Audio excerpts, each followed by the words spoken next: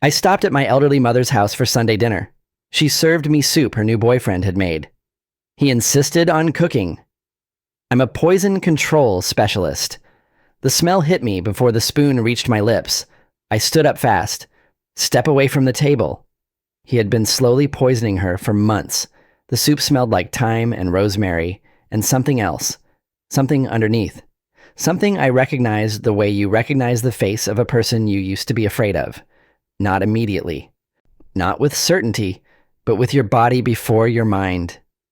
My mother was watching me with that expression she gets when she wants me to be impressed, chin lifted slightly, pleased with herself for having someone in her life who cooked for her. The bowl in front of me was beautiful, actually. Pale broth with ribbons of leek and what looked like hand-torn bread floating at the surface. The kind of soup that takes hours. The kind of soup that says, I care about you. My spoon was already in my hand when the smell reached the back of my nasal cavity and something in my brainstem said, stop. Not a thought, a reflex. I set the spoon down. I pushed back my chair, and I said it before I'd fully decided to say it. Mom, step away from the table. She looked at me like I'd lost my mind. From the kitchen, where he was still moving around with the quiet confidence of a man who cooked in other people's homes as naturally as breathing. Then I heard the sound of a cabinet closing. I've worked in poison control for 14 years. Before that, I spent 3 years as a clinical toxicology fellow at UPMC Presbyterian, and before that, I did my graduate work in pharmacology at the University of Pittsburgh, where I wrote my thesis on the bioavailability of heavy metals in chronic low-dose exposure scenarios.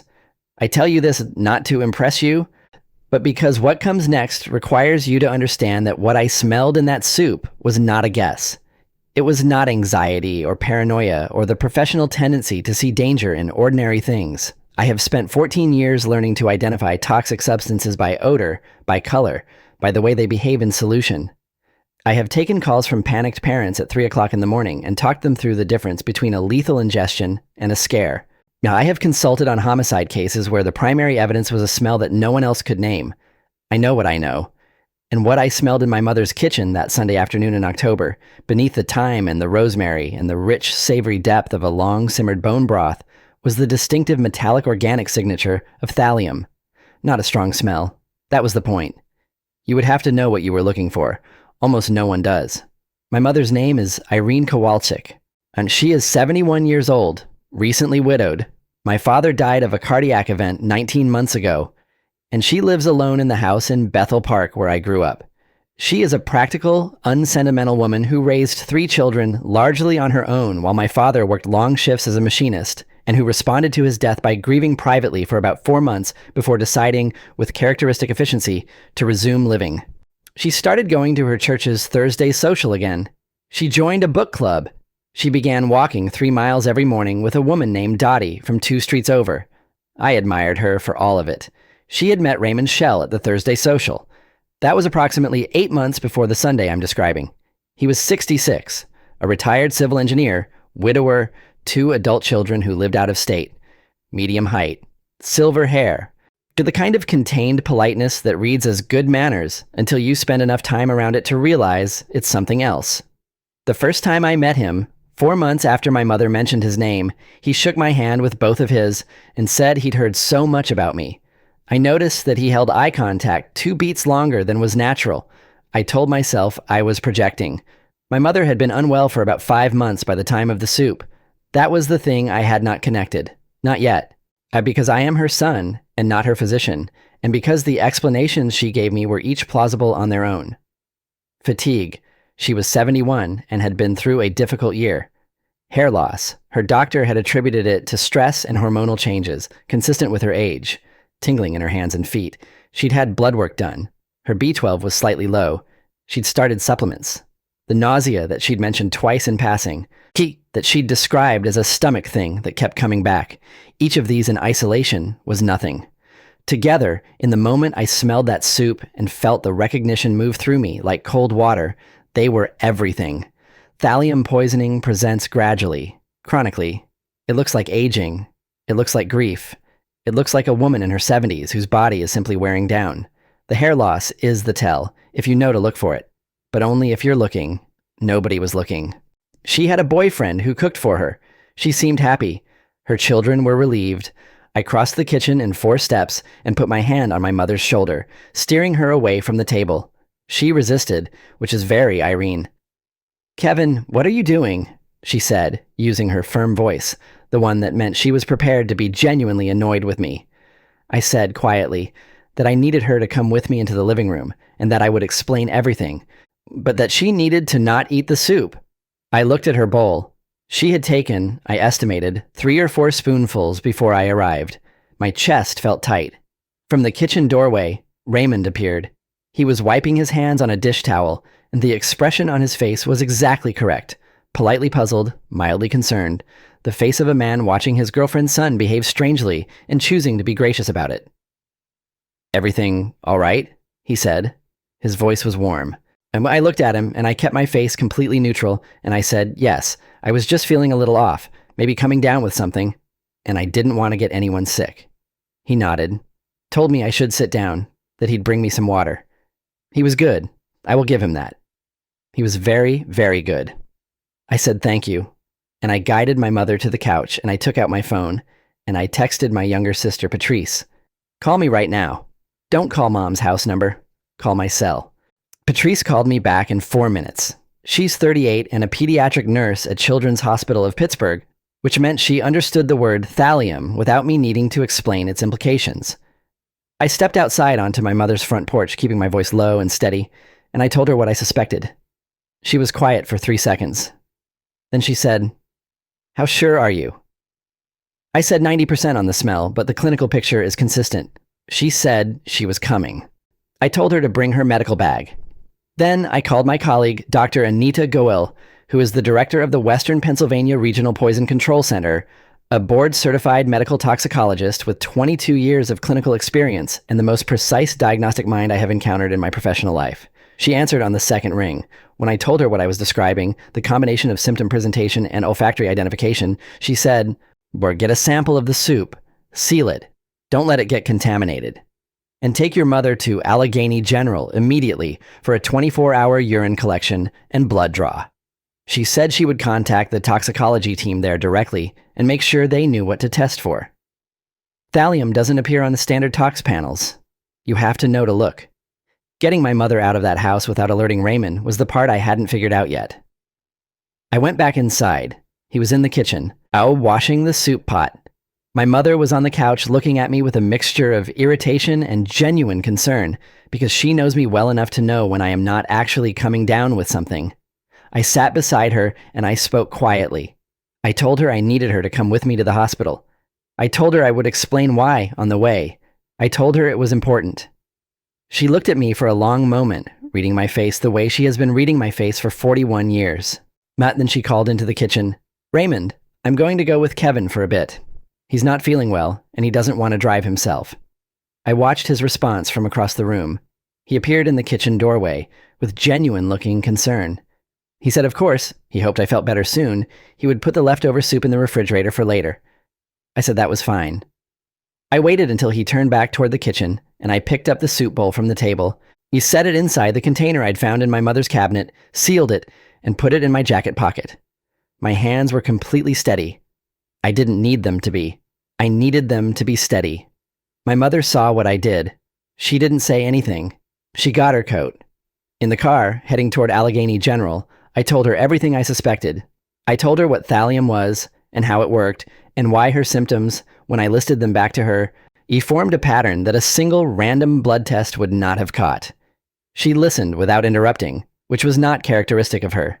When I finished, she was quiet for a long time.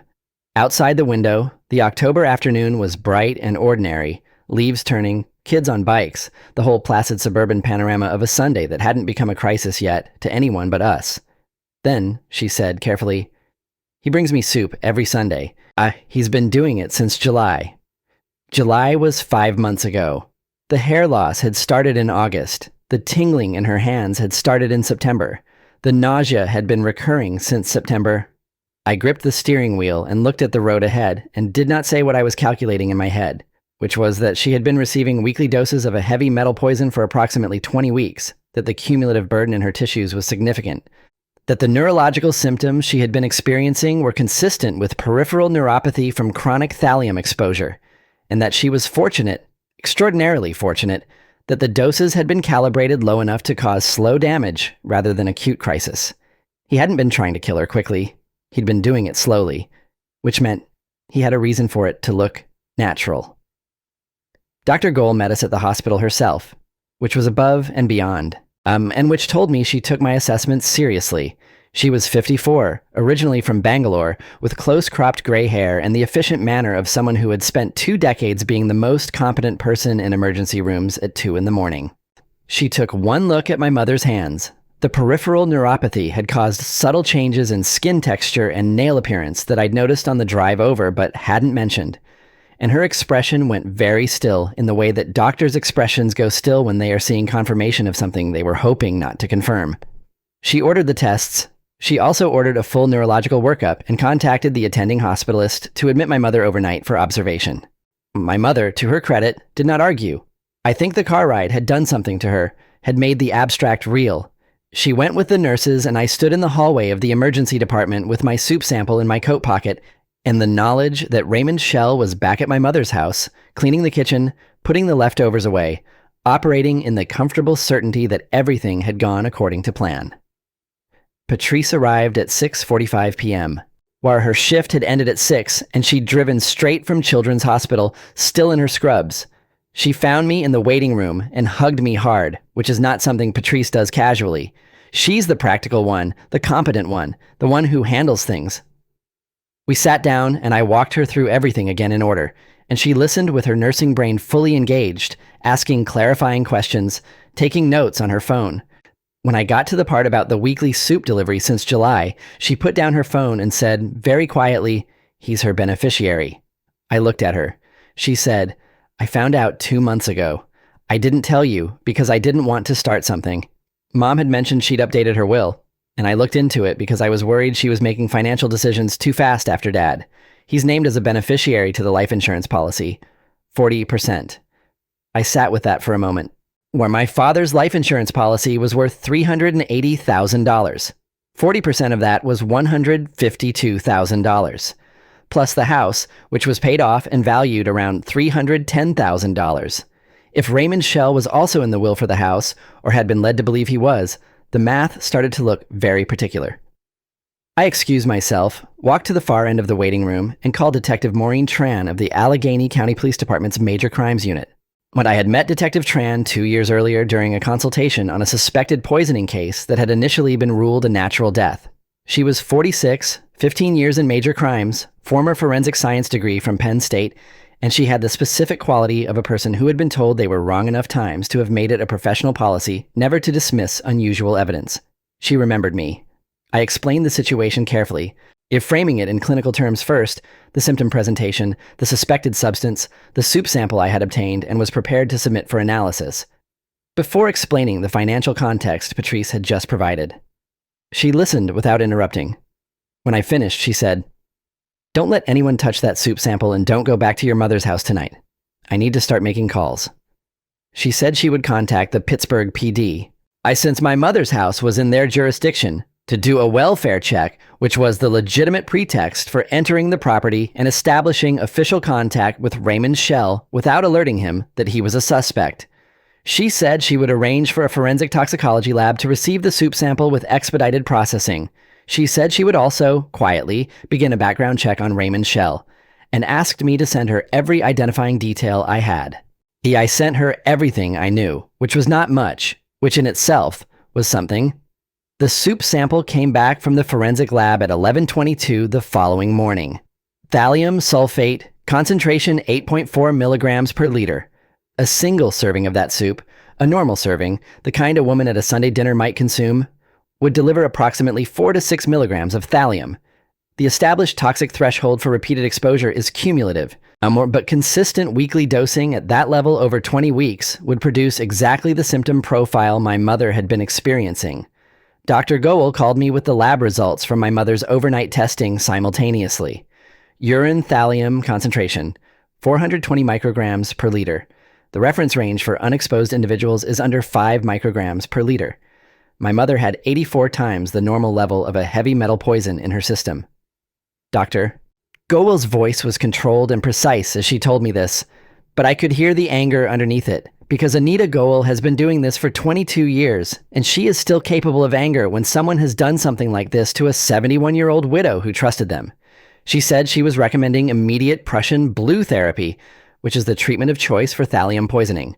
And that she expected significant improvement in the neurological symptoms within 4 to 6 weeks.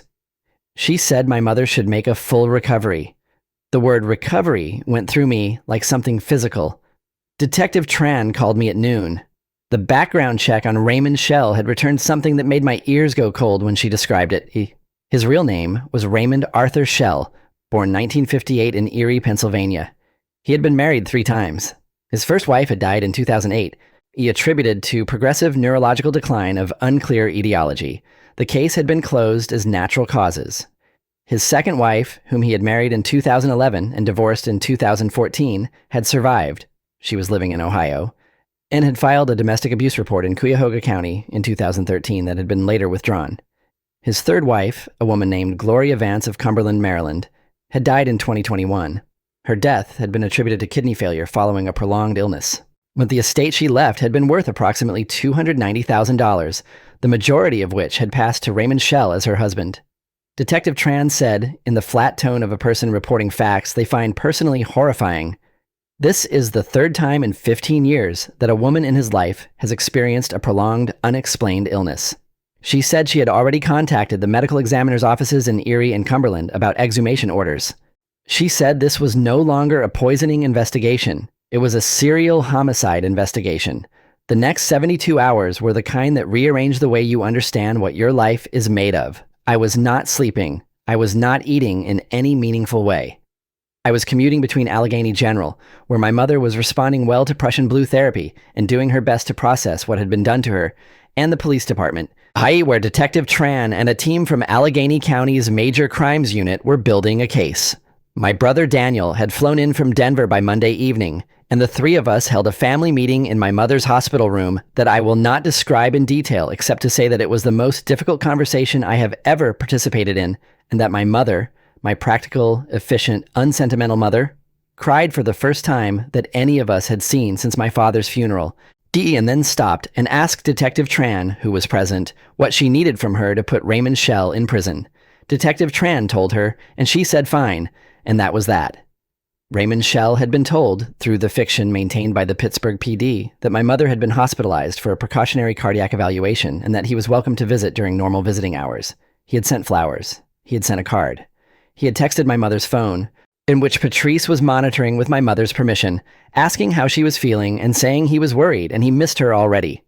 Every message was documented and submitted to Detective Tran's file. The exhumation orders for Gloria Vance came through on Wednesday. The Allegheny County Medical Examiner in Maryland, Dr. Preston Ibarra, board-certified forensic pathologist, 26 years of practice, conducted re-examination with specific direction to test for heavy metal poisoning. Or the preserved tissue samples from the original autopsy had been retained, as they are for 2 years in most jurisdictions. Thallium concentration in the preserved liver tissue was 1,240 micrograms per gram.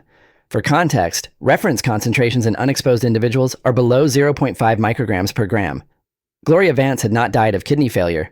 Her kidneys had failed because they were full of poison. She had been murdered.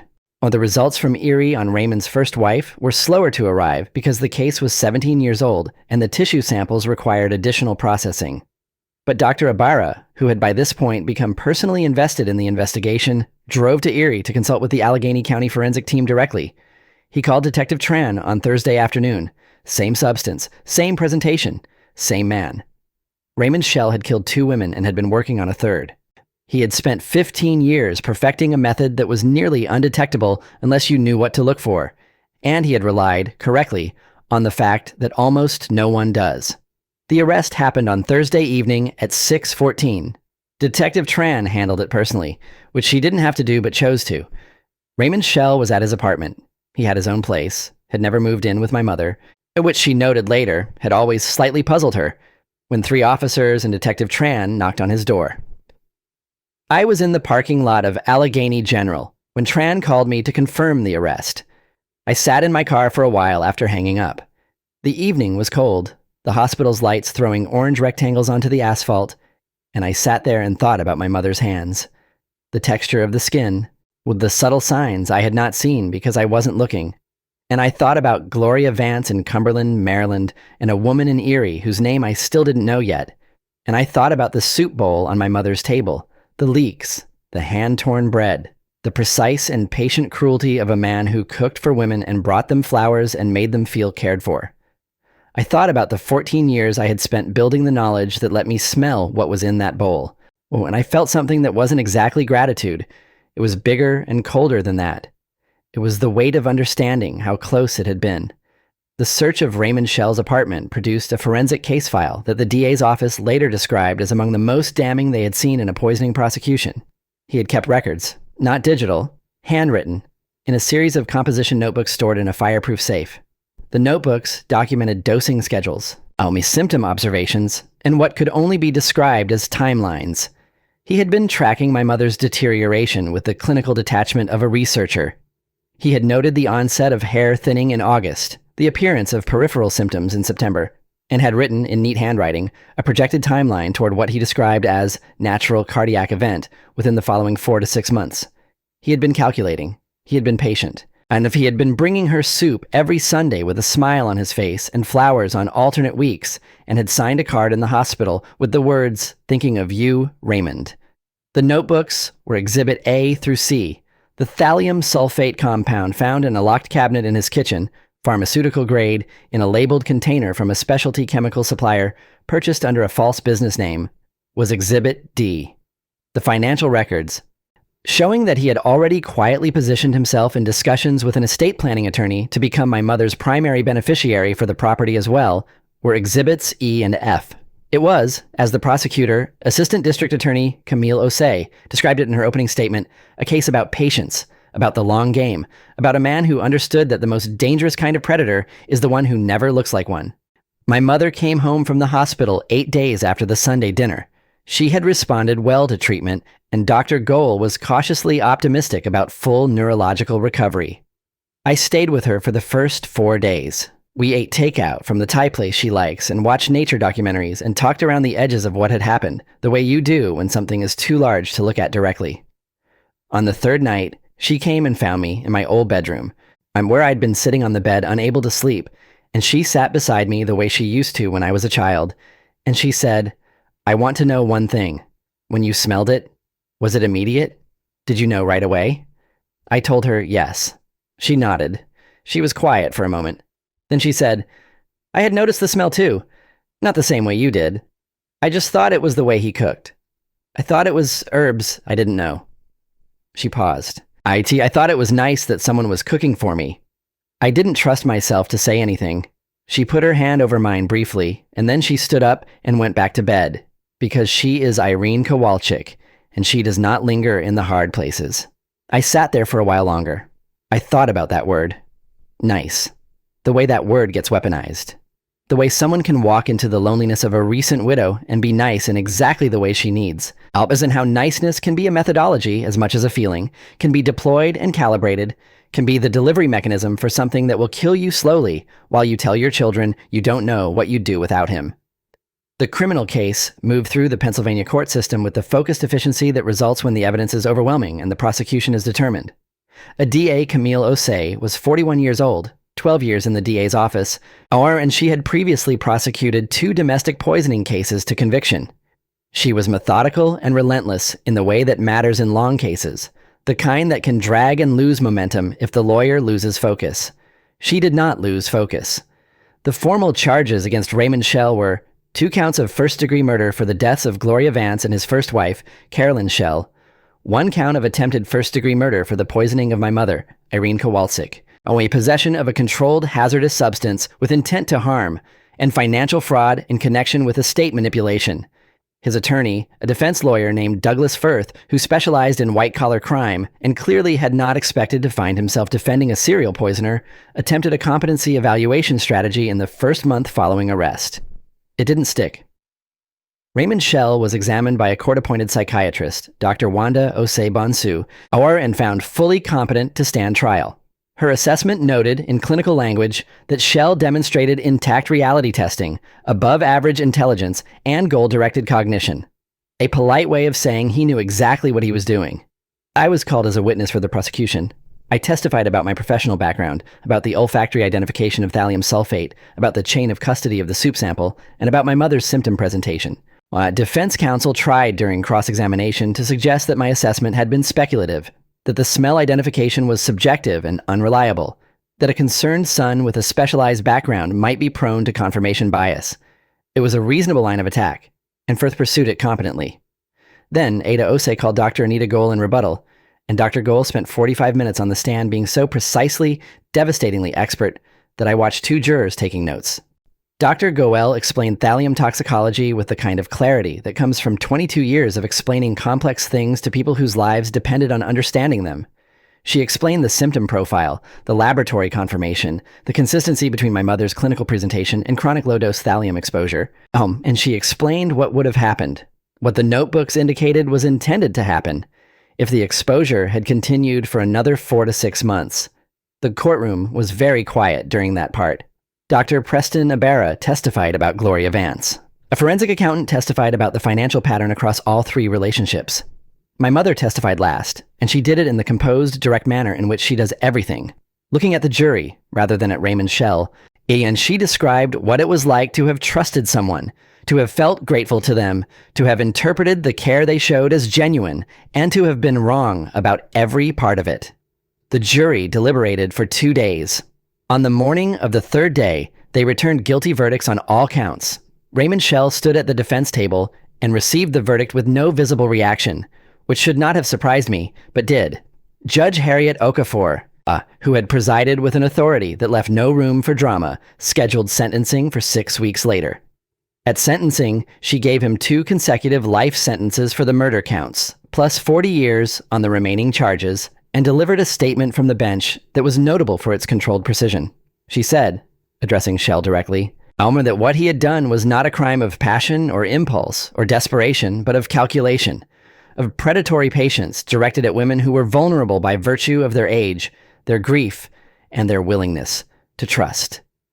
She said the court considered this the most significant aggravating factor available under the statute. She said she hoped the remainder of his life in custody gave him sufficient time to understand what that calculation had cost. She said this without raising her voice. It landed like a door closing. My mother has been back to her Thursday church social twice since the trial concluded. Dottie from 2 streets over picks her up and brings her back. She has resumed the morning walks. She has resumed the book club. She told me on the phone last month that her hands feel almost entirely normal again, that the tingling is nearly gone, that Dr. Goel had described her recovery as exceptional and seemed almost personally pleased about it. And she mentioned that someone from the book club had suggested she might want to try a senior social app, and she had told them she was fine, thank you, and changed the subject. She mentioned it to me the way she mentions things she finds slightly absurd but is willing to be amused by. And I could hear in her voice the thing I recognize as her being okay, as being herself, as being Irene. I told her I was glad she was feeling better. She told me I should eat more and get more sleep because I sounded tired. I told her I was fine. She said she knew, she could hear it. She said, "Thank you, Kevin." Not for any specific thing, just thank you. I told her I would see her Sunday. She said she was making the food herself this time. I said good. I drove home through the November dark, past the ordinary lights of ordinary houses.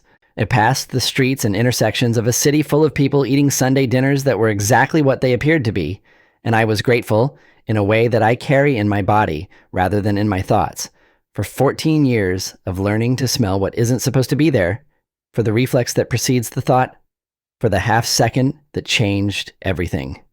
He had planned for years. She is alive. That's the only math that matters now.